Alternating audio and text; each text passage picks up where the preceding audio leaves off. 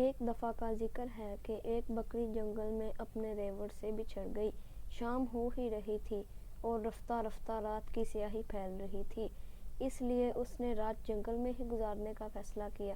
تھوڑی سی دور جا کر اسے ایک غار نظر آئی جو کہ ایک پہاڑی کے پاس تھی۔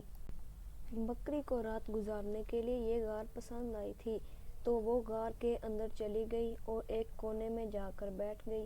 اتفاق سے اس غار کے ایک کونے میں ایک ہونخوار شیر بھی رہتا تھا جو اس وقت غار کے اندر ہی موجود تھا۔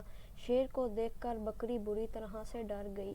اب وہ غار سے بھاگ کر زیادہ دور بھی نہیں جا سکتی تھی کیونکہ باہر بہت اندھیرا ہوا تھا اور دوسرے جنگلی جانوروں کا بھی اس کو ڈر تھا۔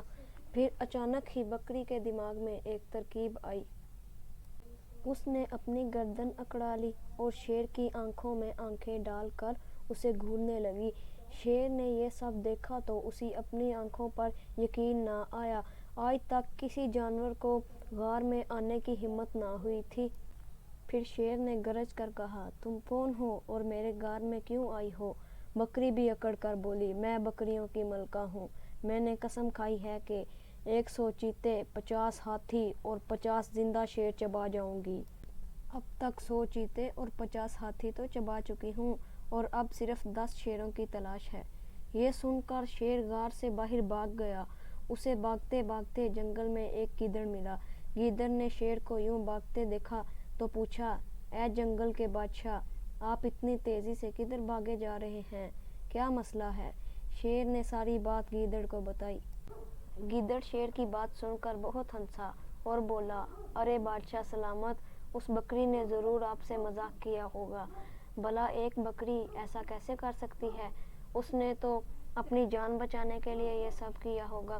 آئیں واپس غار میں چلتے ہیں، آج تو بیٹھے بٹھائے اتنی بڑی دعوت ملی ہے۔ اس طرح شیر اور گیدڑ واپس غار میں آ گئے۔ جب بکری نے دونوں کو آتے دیکھا تو پہلے تو وہ تھوڑی گھبرائی لیکن پھر ہمت کر کر بولی، اے نامعقول غلام، ہم نے تجھ سے 10 شیر لانے کو کہا تھا اور تم ایک ہی لے کر واپس آئے۔ شیر نے جب یہ سنا تو ایک ہی وار میں گیدڑ کے 2 ٹکڑے کر دیے اور وہاں سے بھاگ گیا۔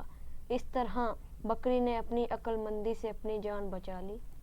میرے چینل پر آنے کا بہت شکریہ اور مزید مزے کی کہانیاں سننے کے لیے میرے چینل کو سبسکرائب کریں اور بیل آئیکن پریس کر دیں۔